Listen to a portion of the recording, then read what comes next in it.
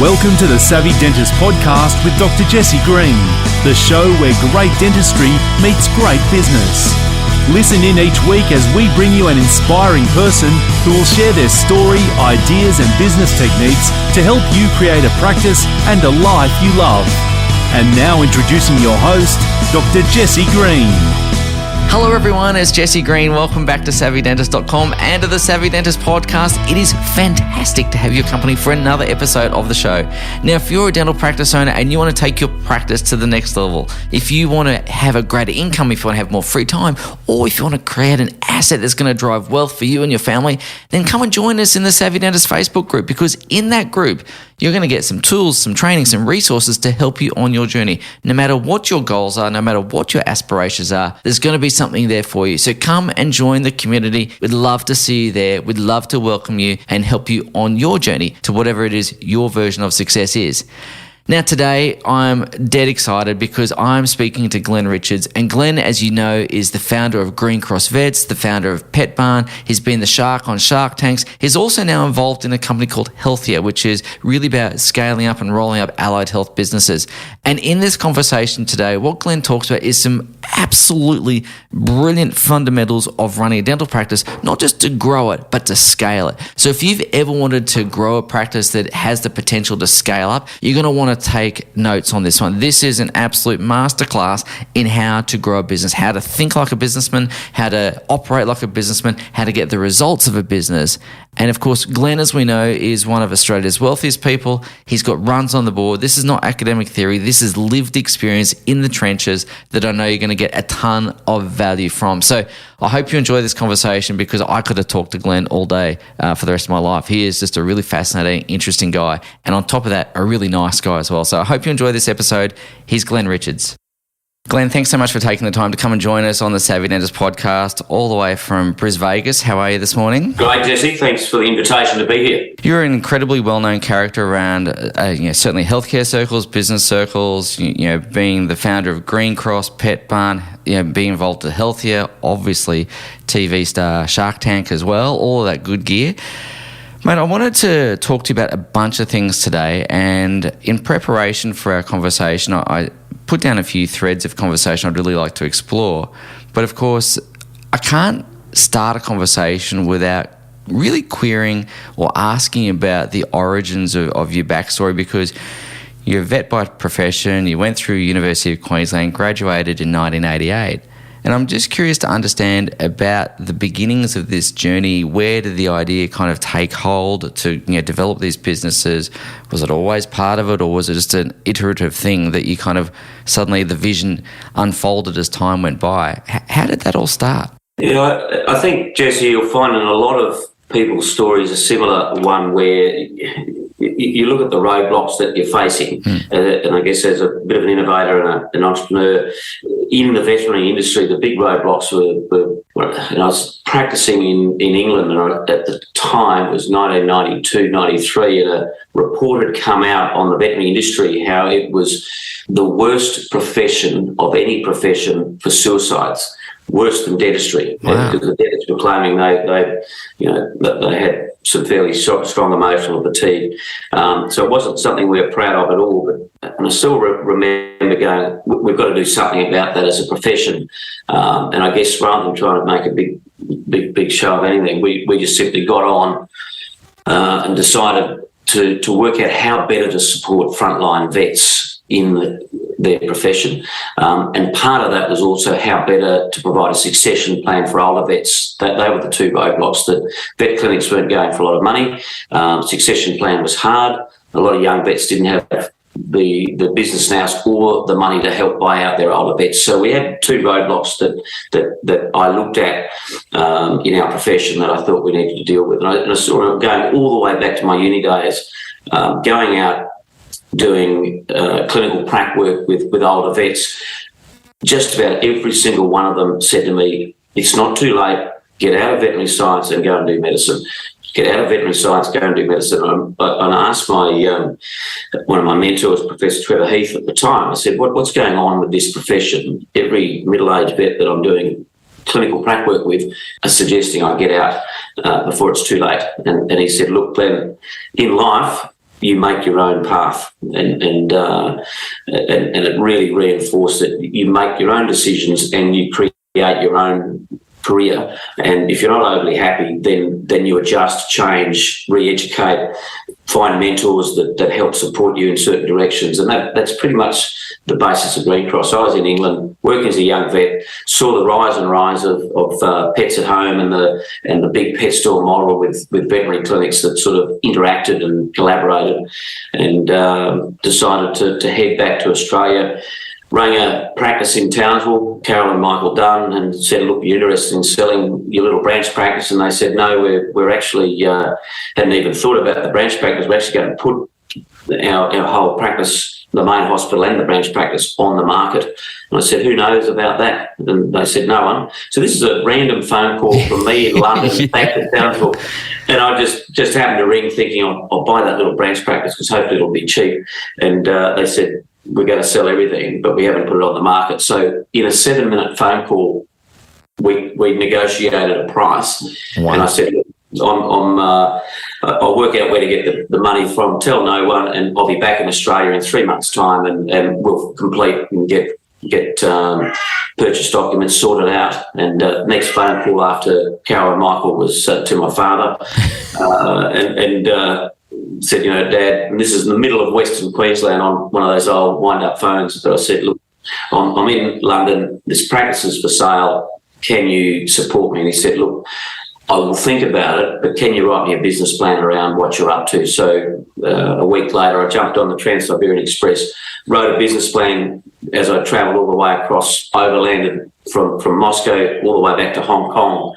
And by the time I got back to Hong Kong, I'd written a business plan that had sort of morphed from buying one practice in Townsville to developing a business plan really on how better to support the veterinary profession, all those roadblocks, the succession planning, how better to support young vets in practice, the quality of medicine that our pet owners deserved and wanted, but we were always not able to provide the equipment and facilities, so how better to do it. So ended up with all the way down to the name and the colours and what the waiting rooms were going to look like. So had plenty of time to think. Wow. And travelling on the Trans-Siberian Express full of Ukrainian traders heading to China to buy goods. A lot of vodka helped stimulate the brain cells, and ended up with a pretty impressive business plan around how better to support, look after and evolve the veterinary profession. And a lot of when we eventually pulled everything together for Greencross Limited, the bigger company, a lot of the foundation thinking was out of that document. You're a young vet, you're on a train, you're writing a business plan, drinking vodka, which in my mind I've got Cossack dancers in the background, but maybe that's just my imagination going nuts. But I want to ask you, had you ever written a business plan before, or did you just give it a red hot go? Well, I was sitting in London working as a clinician and getting all my companion animal skills going as a surgeon and a dietitian. I actually read pretty much most of the books you'd read if you're doing an MBA. Yeah. So I didn't do a formal MBA, but I used to head down to the bookstores in near Covent Garden and buy things like the short MBA, the business plan, for the beginner. Those sort of simple templates. Business is pretty simple. Yeah. And so I did have a nice template to use as we travelled across, how to understand a balance sheet and financial statements, things like that. So did a lot of work on the business disciplines that you need. I wish I had more, because I think we could have gone about 10 years faster and 10 years better if I'd got a good CFO or financial controller involved in my business a lot earlier. But, the reality is you don't understand that until later. And the trouble with being in your 20s, and I've said this before in podcasts, but it's almost an arrogance that you know everything, but you don't. You really don't know what you don't know. And in your 20s, I was hopeless at being mentored. I was hopeless at, I was bulletproof. I was absolutely bulletproof. And driving past a site in Townsville, and here's a sign had just gone up for lease. They're building a new shopping centre. I rang them up and said, I'll take one. I'll take a shop. Yeah, thanks. Without even doing a business plan. And, you look back now and you go, some things were accidental, some things were intentional. The older I've got, the more I realise that success should be and can be intentional with a bit of planning, the right mentors around you, and you put the time into working out what you're trying to execute or do, what is the opportunity you're going after or the roadblock you're trying to solve. And as a young vet in Townsville, I was just rolling my arm over and having a go, and really made some awful mistakes. Sitting there late at night, 6 months into my business, actually might have been even longer, it might have been 12 months in, wondering why I'd run out of cash in the bank, and my P&L was telling me I'd gone negative 3 months in a row because we were overbuying inventory. We weren't managing the practice well. So those sort of things just smack you in the face, and you go, now I've got to get good at it. But it's one of those things that there are things that you can definitely employ or buy, or the services of good accountants, good financial controllers, good people who know how to market properly, and get those services. And you don't have to put full-time people into your business. You get them as consultants or advisors or part of your advisory team, and respect the fact, and this is going to be hard for all your dentists listening, and vets are the same. We think we should know everything. Yeah. But it's okay when you put your hand up and go, actually, I don't have to know everything. I've got to be a great clinician. I've got to be damn good at supporting my team around me to be efficient and supportive. But things like managing cash flow, predicting where you're going to be in the next 2 years, and mapping out a cash flow plan, working out how to better engage, use social media, digital marketing, whatever the new skills are, it's okay to go and find people who do that for a day job. Yeah. And that took me a lot. I'd sit there doing my own newsletters late at night. I actually did my own bookkeeping for 3 years at night. Oh, wow. Pay all my own staff. So get a big orthopedic on the day wages with you. That'd have everyone pretty agitated. Yeah. Wow. Okay, that's really interesting. I didn't realise you were that hands-on. And I'm not sure couldn't afford anyone else, or an arrogance that I thought I could do it.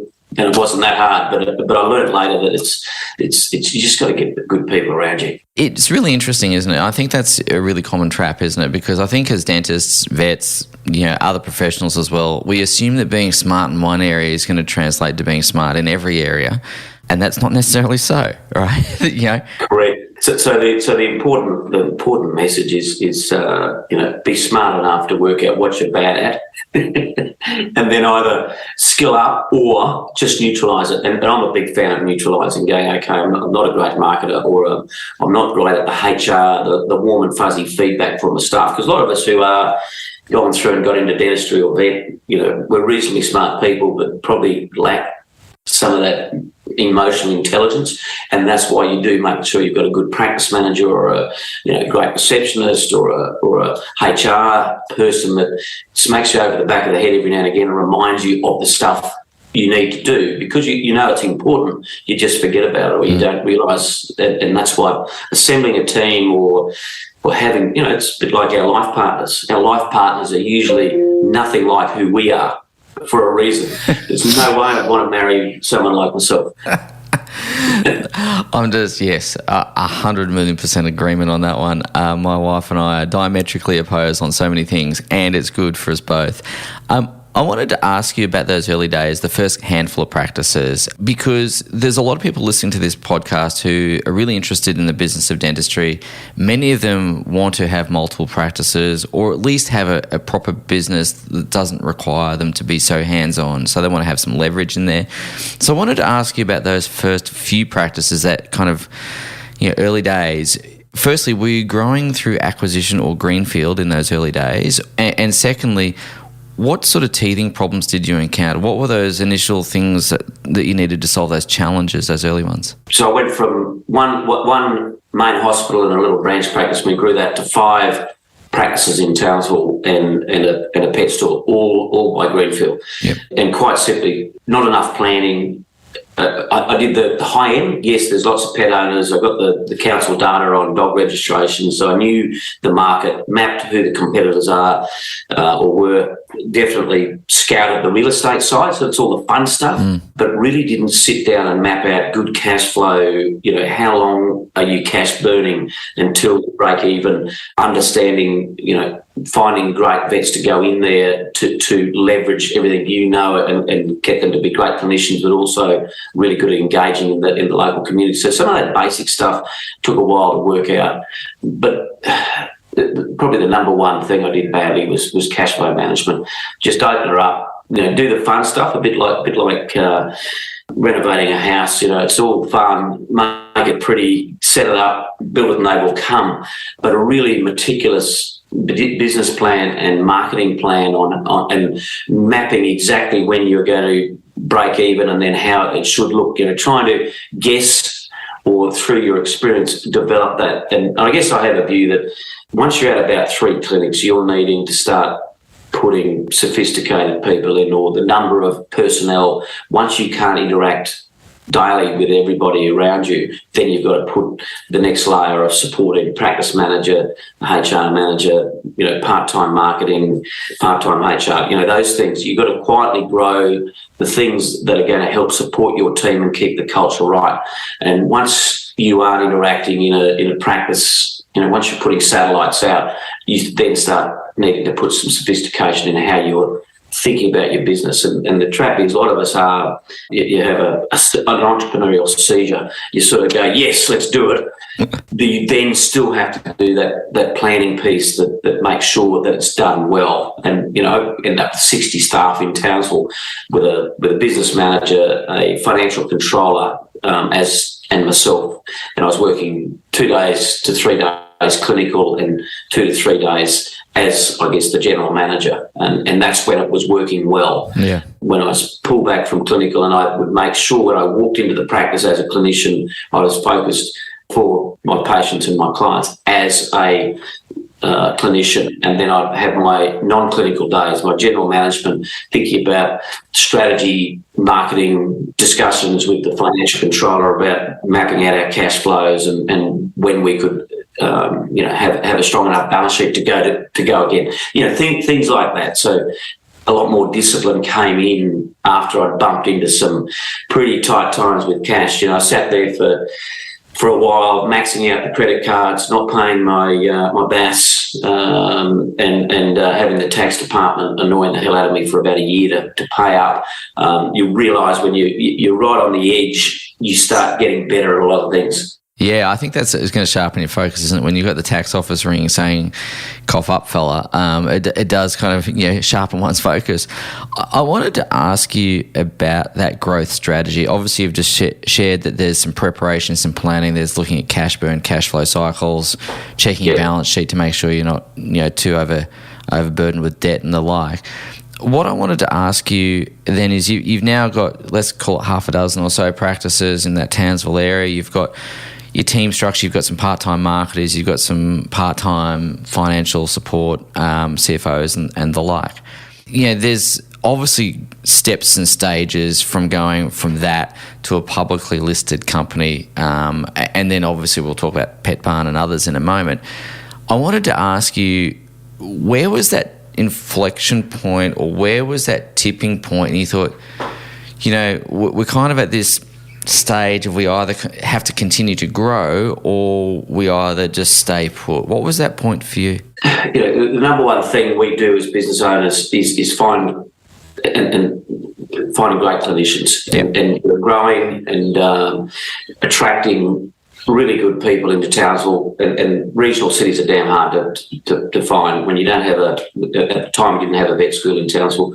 But finding great vets was the number one thing I was doing. I was great at the recruitment. I'm flying into Townsville for 3 days. Anyone who's looking at working for me in Townsville, we'd bring them in for 3 days, meet the team. The rest of the team knew part of their job was to show how positive our culture was. And we had such a fun time. As a small team, 40, 50, 60 people, we're having a fun time. Great great vibe, meetings, sharing ideas, supporting each other clinically.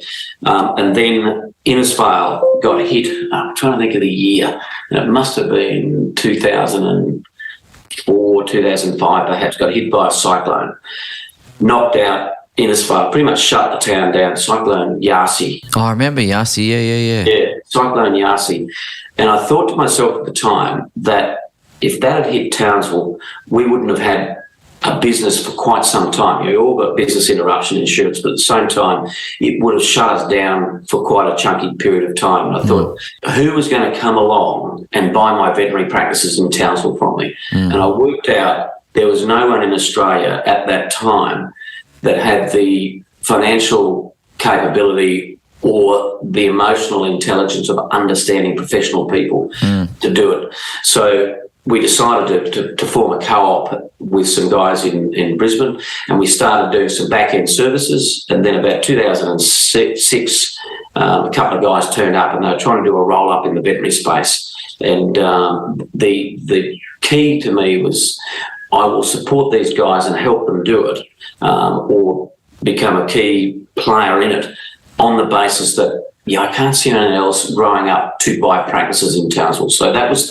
when Cyclone Yasi hit, I realised I had to be part of creating the succession plan for the veterinary industry. And I didn't want some money guys playing in my profession and doing it badly. So the guys in Brisbane, who were great, wonderful people that have been in the veterinary industry for years, John Odlum and Keith Knight and myself teamed up, and we evolved, I guess, what we thought was a great succession plan for the veterinary profession at the time, and that was why we had to do the public listing, was come up with some money to help settle a whole bunch of practices that had been optioned up and rolled in, and we rolled all our practices into that first foundation group. So there were 32 clinics in 2007 that rolled together. Yep. But pre the corporate public listing, we had 17 clinics in a cooperation. So we all stayed independent business owners, but we formed a little company called United Veterinary Management to provide back-end services, marketing, payroll, financial, KPIs, all those back-end things. And we had a break-even services company to provide those services to us as business owners. A buying group was in there, and that was the platform that we used when we eventually pulled everything together and rolled it into one ownership model under a public listing. Fantastic. That's really interesting about the co-op. I wasn't aware of the co-op. I think that's a really interesting model. And so, as I understand, you've got United Veterinary Services. Basically, you've got the individual practices operating independently. You've then got this central body saying, hey, we'll provide HR support, payroll support, marketing support, and you've therefore centralised that back office functionality. Correct. And IT, managing, computers. So we're starting to grow that up. And the next level that we went to was simply let's go and find some money. And the public listing, we had offers from private equity as well as the public listing, and we thought we stayed more in control of the agenda as a public company because we then control the board, and we could then evolve that corporate office to main function and only function was to support our frontline clinicians. And so, present day, Healthier is evolved the same way.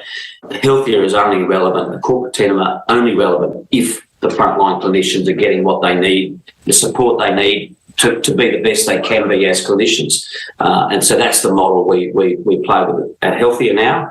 That's the model we evolved at Greencross, that we're a franchise-like. We still needed driven clinicians in the front line of our organisation, engaging with the local community, supporting their team, the leading vets with a team that they'd assembled around them.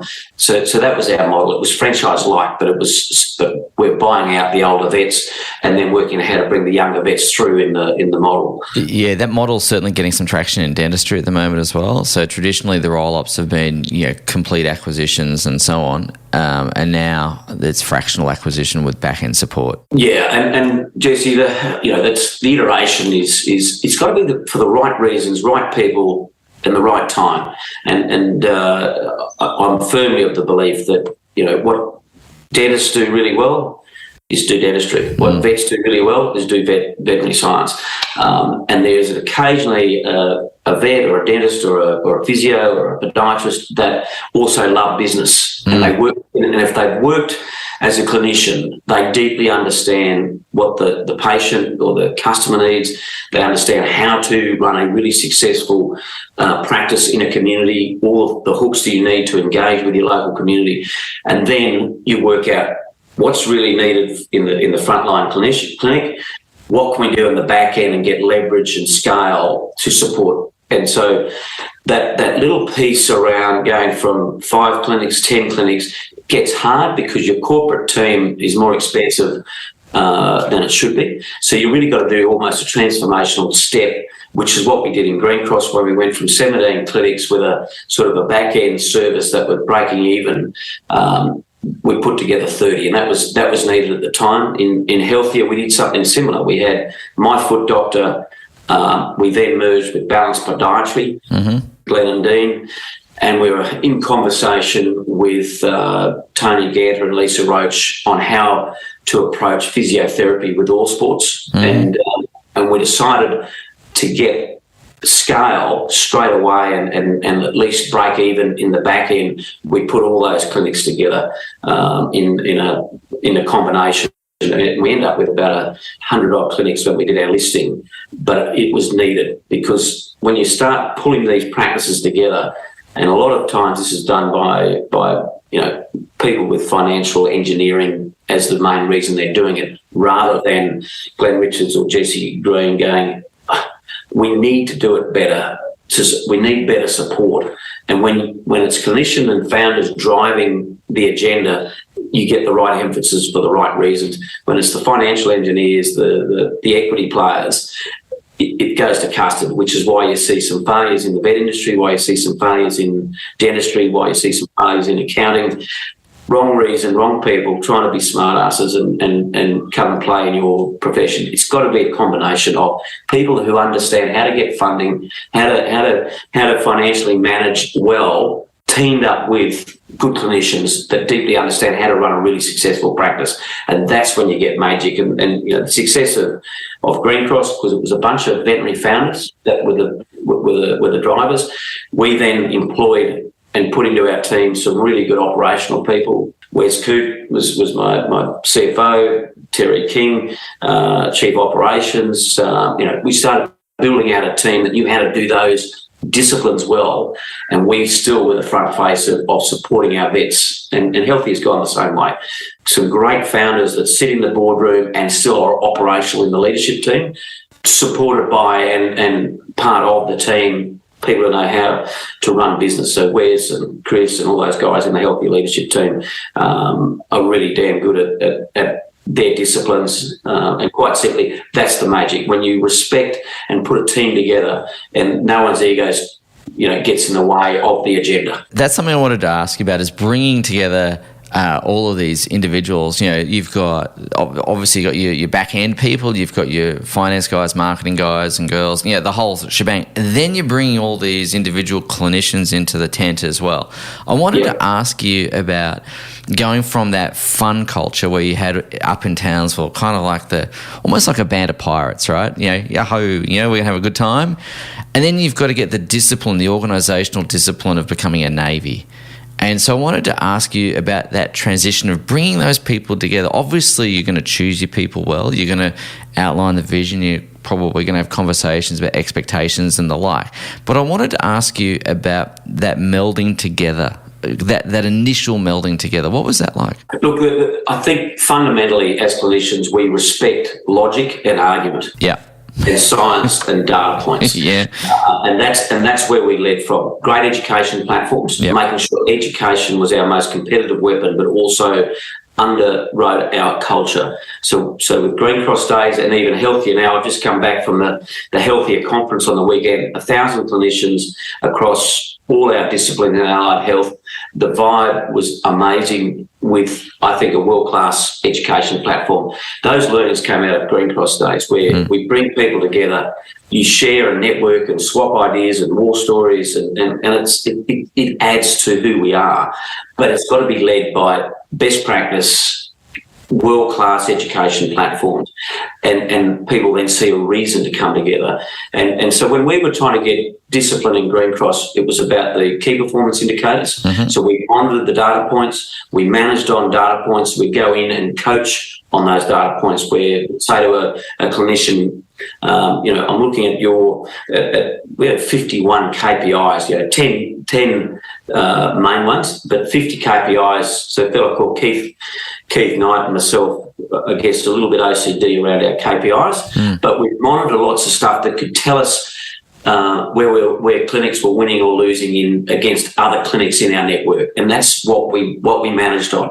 When you put it in front of people and explain to them, look, we're seeing your client retention lower than the average in Greencross, and look at what the retention rates are on the best practice in the group. Let's go and learn what they're doing, and we'll share those ideas back through the group. So that's the model. People with a scientific brain, trained in the professions, quite simply respond to logic and not emotion. And it could get quite emotional, which is why I had to keep, my number one job as managing director was reminding everyone of the vision of what we're trying to achieve. We're putting together a network of veterinary hospitals to be the best quality practices across Australia.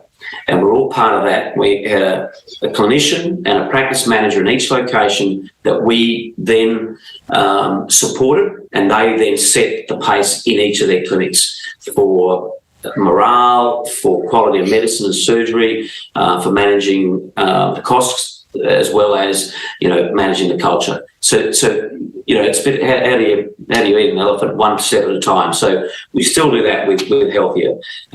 We have our practice partnership program. So just about every one of our clinics in physio, we're starting to evolve that in podiatry and optometry, have a clinic partner, someone who owns a piece of the action, a piece of the profit, a piece of the P&L in each location.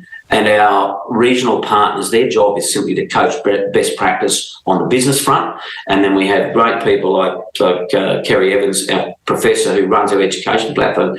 Her job is to listen to everybody in the organisation. What do you want from an education point of view? And to put those workshops on all year long through webinars and face-to-face and go, what do you want? And we'll make sure it's well best supporting you. And that's that interaction. And if it's a partnership, you listen to each other. You listen to each other. And that's what the Greencross was very good at. The days of, between on a Monday or a Friday, our leadership team were in Brisbane. Between Monday afternoon and Friday morning, we were anywhere in Australia, going into our clinics, talking to our people, finding out what was working. So we had 3 questions we always asked. What do you want us to stop doing, start doing, or keep doing? Yeah. Stop doing, start doing, keep doing, which is the classic Vern Harnish growth approach, the one-page plan. And it worked. You don't ask that question like that, but you're simply chatting with your clinicians. What's working here? What's working for you from a corporate point of view, from a Healthier or a Greencross or why are you happy with what we're doing here? And now what are we doing badly? Because that's what we're going to work on. When we're doing our resets every 90 days on where we apply resources, time and money, our resets were based around what was causing pain to our teams or pain to our customer, and working on those and having a fairly total focus on dealing with those pain points. And then we'd roll into, once it was solved, we'd move on to the next major pain point. So it was, keep it simple, but, it's doing a consolidation, bringing together and giving people reason to belong. I keep coming back, culture, education, support, becoming part of something that's more important than just you as an individual. It's really interesting. On the way down to work this morning, I was reading the news, the sporting news, right? The rugby league news specifically. Yeah. And I read a quote from Wayne Bennett. Yeah, we all know Wayne Bennett, Brisbane Broncos. And his comment was, football is a simple game made complicated. And sometimes I think what I'm hearing you say is going back to that simplicity and just remembering those simple things. It's culture, it's about best possible practice that we can run, all those simple things that make the business tick over. We run the risk of overcomplicating things and losing sight of that, and it's always coming back to the fundamentals. And I don't know who said this, but I remember someone saying that excellence is really about mastering a series of fundamentals and just doing it again and again and again and again. Exactly. Spot on. Business is simple. You just got to identify your biggest roadblocks, and that's the fun part, trying to determine where you apply your time and money of the organisation to solve the biggest roadblock first that's causing cultural issues in your practice, or why your patients aren't going out and raving about you. Yeah. So they're the two you're always thinking about. And in Greencross days, and every practice can do this, we had a discipline of once a week bringing one employee and one customer, each member of the leadership team, and having a conversation, and going and visit the clinics, but just ringing him and saying, "Hey, it's Glenn here. I'm the managing director of Greencross. I saw you've just been into our practice in Tamworth. Just trying to understand how that experience went for you, because we're working our way through some things." And your next thing, you'd be having a conversation with someone in the middle of nowhere around what we did well and what we didn't do well and where we could improve. And you go, "Thank you. Really appreciate you spending 5 or 10 minutes with me." That was so powerful, because we had 9 conversations like that with an employee or a customer or a client patient, and putting that into our thinking when we're doing our resets. So every 90-day reset, took a full day out. If you're a practice with a couple of other dentists, you got to still do that for half a day every 90 days. Because what happens with us as business owners, we've got so many, it's called whack-a-mole. Yeah. You're whacking. And so you've got to get rid of the noise, spend a little bit of time with some key people in your practice and go, what's working, what's not, and what are we going to do about it? And then come up with a project plan on what we're doing about it. And what we got very good at was what we're going to do about it. Wow. Actually do its execution piece. But, business is simple. You just got to identify the number one thing detracting from you being the best practice in the region you operate. Love it, love it, love it, love it. Hey, mate, can we shift gear for a second? Because I want to talk about Pet Barn and moving from professional practice into retail. Yeah. And obviously there's synergies there. And you've alluded to the fact that you did your research with the dog registration data in Townsville. You obviously were thinking about the integration of the two types of businesses. I wanted to ask you, because they are very different businesses. In retail, you've got inventory management, you've got logistics, you've got big amounts of real estate as well, in terms of square meterage per store, probably profit per meter and all those other sort of metrics you got to think about. What was that learning experience like? Because that must have been a totally different paradigm for you. It was. And again, a little bit of an accidental beginning. I was looking at moving my main practice to somewhere else in Townsville, and there was a 300 square metre site that some guys from Gold Coast had come up and developed a site for Autobarn. So the Autobarn took 1,000 square metres. There was 1,000 square metres in the middle, and then a 300 square metre. And that 300 square metre with lots of parking, I went, that's my new central hospital. So I'm there with the developer, and he said, we haven't been able to rent that middle space. And he said to me, what about a pet store in there? I said, I love the idea of that, because, it's a pet owner on a retail or services journey, and how do we support them better? And I said, see that little pet store across the road?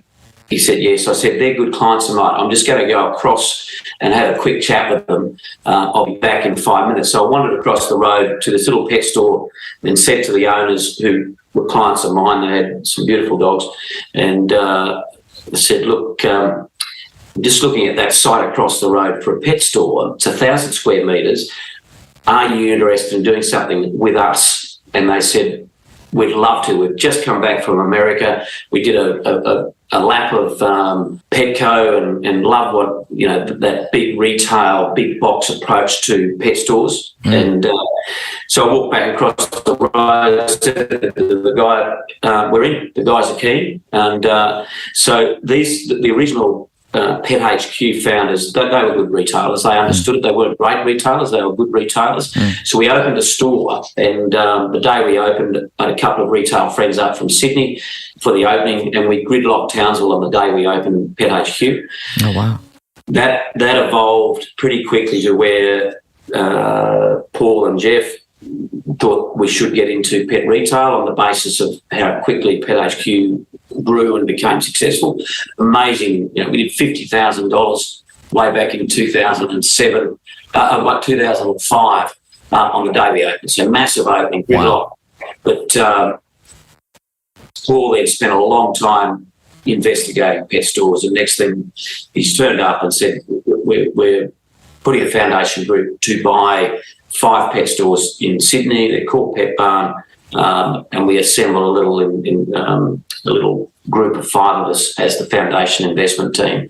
So I was in there as the vet, and Paul and Jeff had deep retail experience. That experience then was applied to very much a mum and pop sort of industry. It was very fragmented, similar to that. So we had 2 very similar journeys going along. Pet Barn doing pretty much a roll-up that eventually became a roll-out. It became a lot easier just to roll out our own format, big box pet stores. We always kept thinking about the logic of bringing together retail and professional services, and both boards decided it was a great idea that we bring together Greencross and Pet Barn into one common ownership. So we were a public company as Greencross. Pet Barn was owned by some private equity and the rest of us as shareholders. We simply did a backdoor listing into Greencross and combined the 2. And at the time, Greencross, we were about a $350 million market cap. Pet Barn, that we valued that at about $400 million, put them together, thinking that would make about a $750 million market cap. The market got a bit excited, and we went through to about a $1.3 billion market cap in the space of about a year. But interesting journey. But look, we some fundamental mistakes. We had a way we thought we would run two divisions, and we'd collaborate. The CEO that we put in, when we combined them, I continued to run vet. Paul continued to run retail, but we put a overarching group CEO who had the view that we should slam the management teams together, and culturally, a bit like putting oil and water together. Running retail and running professional services are never designed. Very different mindset on how you drive retail. Retail is high discipline, my way or the highway model. When you're supporting professional, it's the complete opposite. It's inspiring, it's influencing, it's educating, it's supporting. And so it didn't quite work out the way we'd envisaged. After about 5 years of trying to get the culture right and trying to get vet and pet combined the right way, I exited and said I've just had enough. Rewrite the script, I would have put a lot more effort and made sure we stayed as 2 divisions collaborating rather than smashing together and the retailers trying to tell the professional service people what to do or vice versa. It's different. It's fundamentally different. So I wanted to also shift gear and talk about Shark Tank. Yes. I can't not, right? I mean, you're on there for a couple of seasons. Yeah. It's good TV. I wanted to ask you, firstly, how did you get involved in that? And then I've got a couple of particular questions I want to ask you about good pitching and what to look for in a deal. Good. So Steve Baxter, I'd met at a World Entrepreneurs Conference, Ernst Young Entrepreneur of the Year in Monaco. Yeah. And we became good mates, came back to Brisbane, and he said, let's go out with our wives. So we went out. First night we were out to dinner, and right at the start of the night, Steve said, John McGrath's just resigned from Shark Tank. We're about to start shooting in 3 weeks' time. We need someone to take his seat, and all of us as sharks are, working out who we've got in our contact list, and we're just, who's got the dough, who's got the time, and might make reasonable television personality. Yeah. So Steve said to me, can I put your name up? I said, absolutely not. I've just exited the Greencross management team. It's 2015. I'm on a sabbatical. I'm doing nothing for a year to try and work out what I do next in my life. And absolutely not. So the dinner went on. We're all drinking. And he did the classic old 1-2, got me drunk and put the hard word on me. And my wife's going, of course, put his name up. Yeah, he'd love to. I'm going, no, I wouldn't. Anyway, Steve said to me, and I'm still ringing in my ears, the worst that can happen is they ask you to be on the show. You can always say no. So we went through a pretty quick screen test. Others were having a look at it as well. we had, if you think about the panel, Steve Baxter, a bit like a little pit bull going at people. You had Janine Alice, I called her the Doberman, beautiful, gentle, but had a bite like you wouldn't believe. Then we had Andrew Banks, the statesman, beautiful statesman, sat in the middle as what I call the Great Dane. So, absolutely owned it. And then you had the red setter, Naomi Simpson, who deep knowledge of marketing, really, smart lady. And then you need someone to offset all that who was they ended up picking me as to keep the balance of the different personalities. So a little gentler. I've got to ask what sort of dog though, because you've given me all the dog breeds. What sort of breed are you? It was interesting. I had a guy from Adelaide who was a radio host said, I would have called you the Labradoodle. I said, yeah, that's probably fair. That's probably fair. We'll go with Labradoodle. So, happy, a little supportive of the entrepreneurs, a little bit of bite occasionally, but it was a nice blend of the five of us. Yeah. And we did have a lot of fun. Because we'd shoot about 6 or 7 different pitches a day. We had time as they were putting the set together. We had time to really get to know each other, and they did 4 seasons. I did 3 seasons as Shark Tank. So there's been 48 episodes. I was on 36 of them. And we'd have a list of who'd done what deals, and it was a lot of fun. It was a lot of fun. When someone comes onto the show, they're pitching their wares to you, because the reason I'm asking these questions, I'm curious to understand from your perspective what you're looking for in terms of an investment. Is it the people you're investing in? Is it the growth opportunity you're investing in? Is it the market size? I mean, obviously you're looking at a multitude of factors, but I'm curious to ask you what's going through your mind as you're listening to those pitches. Look, I think Shark Tank was very much a combination of, you're looking for a business deal, but it was also entertainment and education. Of course. But for massive numbers of people around Australia in business, school, university. Me personally, what I was looking for was something I could relate to, that I could add value to as a mentor and an investor. So something be it a service or a product that I thought I understood and could help them. Definitely, the numbers had to make sense. If we're investing in an early stage company, could we get a 3 or 4 or 5 times multiple of money with our investment? These days, as a more seasoned investor, I'm thinking more 5 to 10 for the risk that you put your money at. But these were small business owners coming on to pitch, trying to scale up basically, or techie people, but trying to go global. But look, at the end of the day, got to like the idea of a product and relate to it and understand it. Got to understand the numbers. Tell me about how long it's going to take to break even, get rid of the cash burn, and then go forward with a profitable business. And then finally, I look at the person, can I work with them? And so on TV, what you saw was an hour pitch cut down to 10 minutes. And we were doing a lot of, amateur psychology to work out while this person's pitching, and we're pulling them apart and pulling their business plan apart. We're trying to work out whether we could work with them. They were then accepting the right for us to invest, and we were putting forward the right for us to invest, but it wasn't legally binding. We then had a period of due diligence after each pitch, and then we could go forward with the deal, or the entrepreneur could reject us. And it was very much around, can we work with each other? Yeah, sure. It was probably the number one reasons things went forward or didn't go forward. Fantastic. So, Glenn, we've covered a lot of territory, and I wanted to say thank you so much for taking the time to come and hang with us today, mate. You've been wonderful, and I could talk to you all day because I find all of this stuff so engaging and interesting, and it's the world which I live.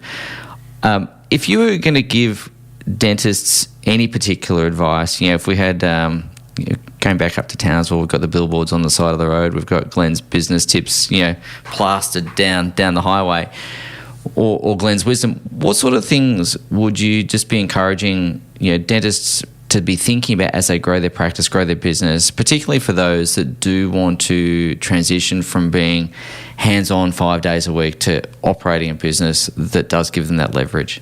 you're highlighting, it's got to be run as a business. I'm a big fan of the old cash flow quadrant. Yeah, you go from an employee, self-employed business owner to an investor, and that was always my approach, even from my 20s, to evolve to where I now invest in other people and their business models.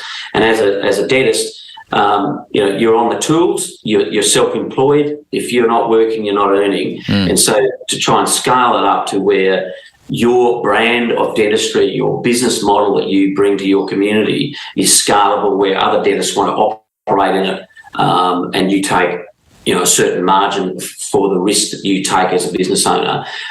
You've got to try and deeply understand the brand of dentistry that you do in your community, in your marketplace. Why are you different from every other dentist? You've got to work on culture, so you're attracting people with similar core values to you. So that's the culture piece. The core values is hire, fire, and manage on core values. So you're finding people that want to join your journey because of who you are and the brand of dentistry you bring.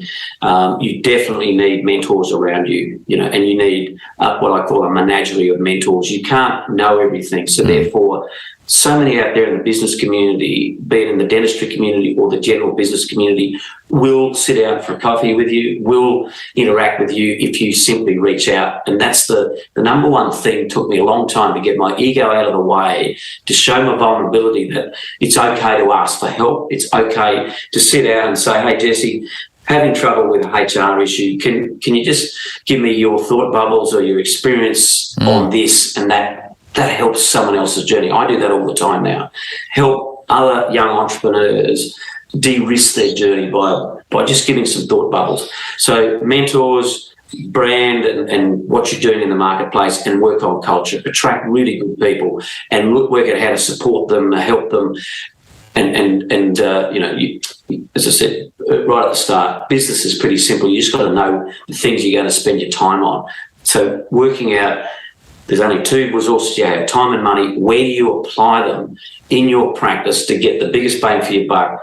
And the number one is always going to be culture and people, because we work in really labour-intensive industries.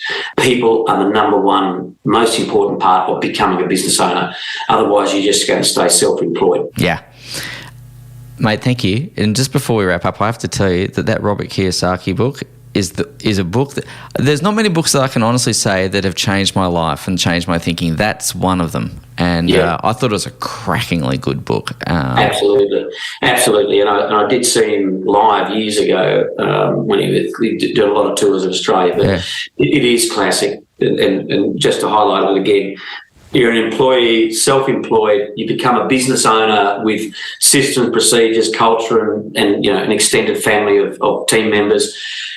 And then you become an investor, and we're all aiming to be an investor, because that's when we're still have interests. We still put experience into those businesses to help support them if your management teams want it.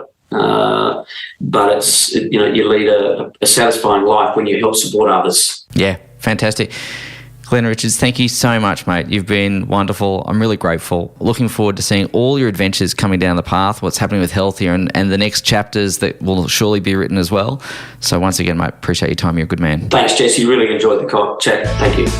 Thank you for listening to the Savvy Dentist podcast. For more episodes, go to drjessegreen.com/savvydentist. And to discover how to build a high-performance dental practice, visit drjessegreen.com and download the free report.